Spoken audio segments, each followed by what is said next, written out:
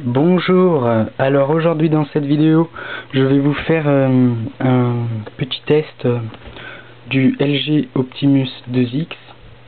Donc le premier smartphone dual core.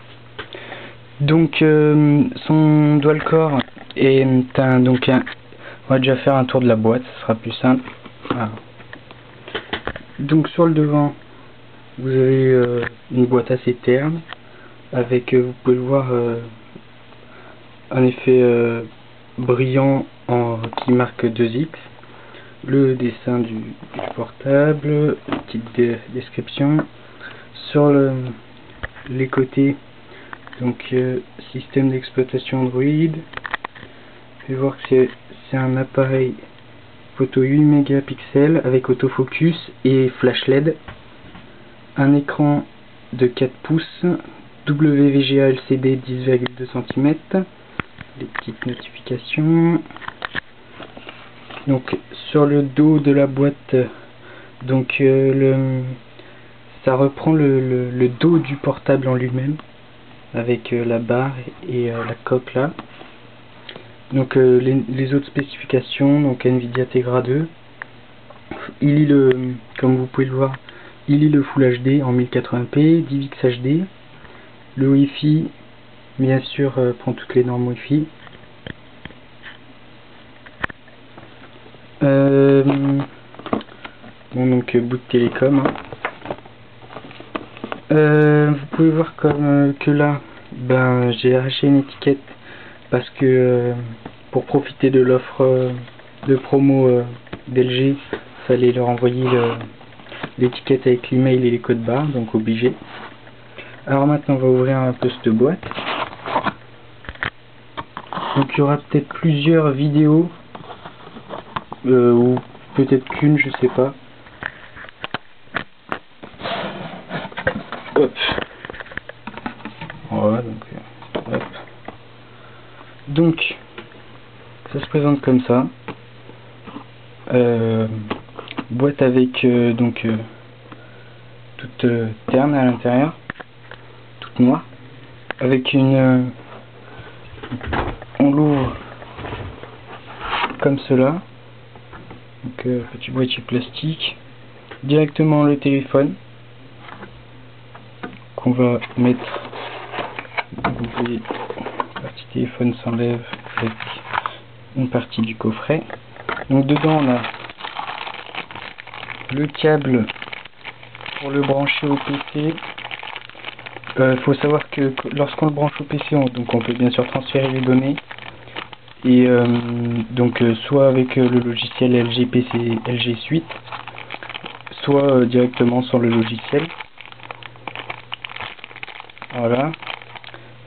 Sinon aussi, quand on le branche au PC, ça fait office de chargeur, donc votre portable se recharge en même temps, même si vous transférez des données en même temps, ce qui est pas mal du tout. Donc ça fait aussi office du câble pour le chargeur secteur, bien sûr.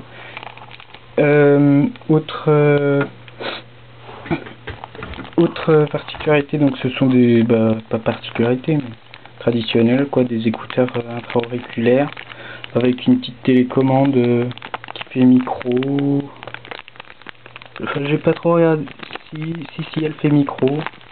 Et voilà. Bon, ils sont d'assez bonne qualité, pas exceptionnel non plus, mais c'est assez bon. Donc les petites notices d'utilisation.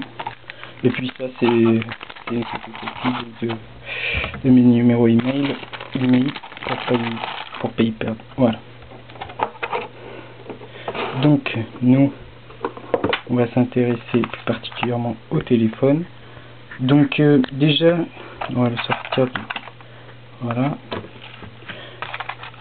Donc le téléphone, bon, vous pouvez le voir. Enfin, je sais pas si vous le voyez très bien, mais il y a pas mal de traces de doigts là sur l'écran. Mais ce ne sont ces traces. J'ai pas enlevé en fait la protection qu'ils mettent pour protéger l'écran dans le paquet. Donc c'est pour ça que ça prend autant les traces de doigts. Voilà. Derrière aussi, j'ai pas enlevé le... Et puis il y en a un petit bout là que j'ai pas enlevé non plus. Mais il faut savoir déjà que l'écran est traité Gorilla Glass. Donc je sais pas si c'est... Il me semble que les traces de doigts doivent pas s'apercevoir, ou alors très très peu. Sinon au niveau... l'écran ne se raye pas. Enfin moi je dis est censé parce que j'ai jamais essayé. Hein. Est censé de ne pas se rayer. Même avec...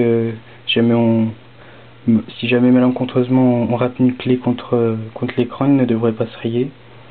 Donc déjà l'interface du téléphone. Donc vous avez la visio avec une caméra 1,3 mégapixels qu'elle j'ai, le haut-parleur. Le haut-parleur pour le... Je précise le haut-parleur pour les appels. On verra pourquoi. Le capteur de proximité. Donc pour que la luminosité s'adapte automatiquement. Sur le dessus, la prise jack 3.5, donc classique. Un port micro HDMI. On verra à quoi il sert dans une prochaine vidéo. Le bouton power. Les boutons volume. Donc vous voyez que c'est pas une barre comme on a l'habitude de voir, c'est deux boutons séparés. C'est pas plus mal. Donc à part ça, rien d'autre sur le côté. Sur la tranche inférieure, alors il y a le micro, je sais plus de quel côté, si c'est lui ou lui, un des deux. Et l'autre c'est le son surround. Donc c'est par là que sort la musique. Et non pas par le haut-parleur des appels, voilà. Et le son, on testera ça dans une autre vidéo. Et puis le port micro USB, donc pour le charger ou pour le connecter à l'ordinateur avec le câble montré précédemment. Sur cette tranche, rien du tout. Le tour d'arrière, un capteur photo 8 mégapixels avec flash LED, une barre en métal signée avec écrit with Google, une coque en plastique assez de bonne qualité. Et puis voilà, je vais faire d'autres vidéos. À tout de suite.